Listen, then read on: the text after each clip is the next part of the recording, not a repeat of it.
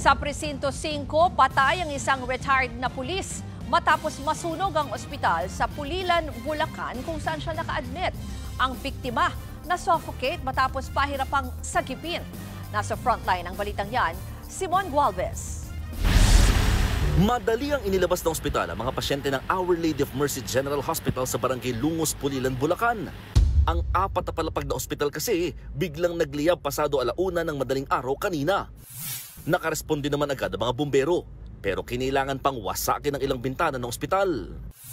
Pahirapan kasi ang pagsagip sa mga pasyente.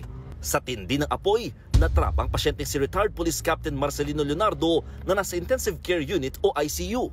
Ayon sa mga otoridad, matinding usok ang nalanghap ng biktima. 17 pasyente naman ang nasagip dahil pahirapan ng pag-apula, pansamantala ring isinara ang National Highway sa lugar.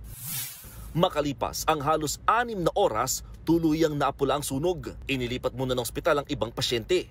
Pansamantala namang isasara ang ospital habang patuloy ang investigasyon kung paano nagsimula ang sunog. Inaalam pa ang halaga ng pinsala nito. Nagbabalita mula sa frontline, Mon Gualvez, News 5. Mga kapatid, Ruth Cabalco, para sa mabilis na pasada ng mga balitang dapat niyong malaman, mag-follow at mag-subscribe sa social media pages ng News 5.